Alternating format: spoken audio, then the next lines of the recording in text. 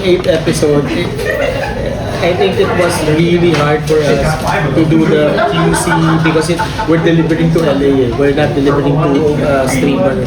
So we had to really make sure because they're dubbing it to Spanish.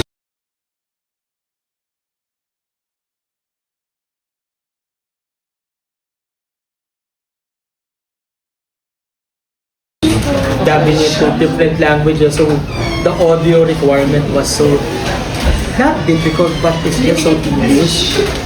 And those are our learnings. Now we know that all the films now that we do, we need to be sure that it's ready for distribution.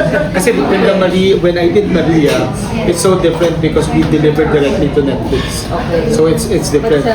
Cell Block kasi it's delivered to LA, which is a Blue Fox.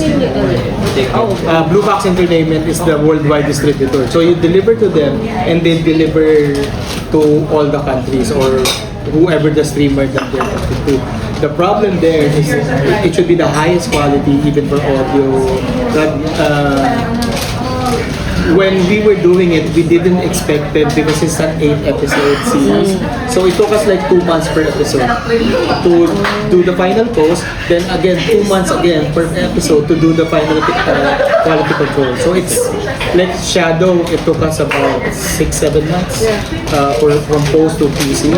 Cell Block has been released already. It's in the US now.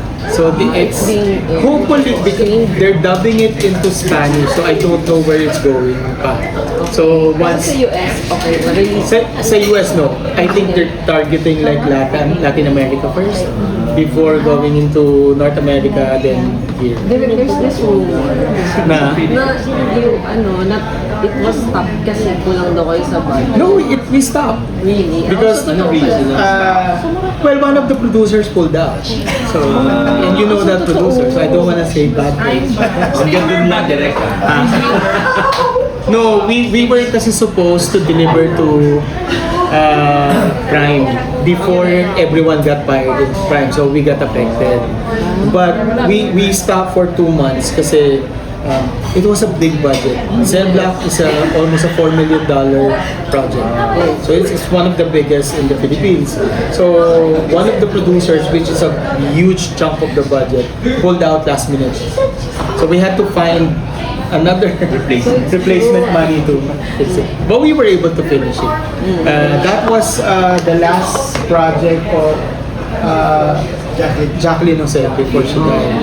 So that was the last project. That's why a lot of the episodes was dedicated to her when we did it. Yeah, but we finished after grueling like 4 or 6 months. What was that like? Difficult. Kasi we didn't know if we would finish or not. But like the team, like we stopped for a while, but we were able to fund it. I thank all my producers because they were able to find the money and finish it because it's really an expensive series. 8 episodes, 45 to 50 minutes per episode, and I had all the. I think we hired almost the top like character actors. Everyone. So, Jericho already saw the final episodes that we delivered. So, he liked it.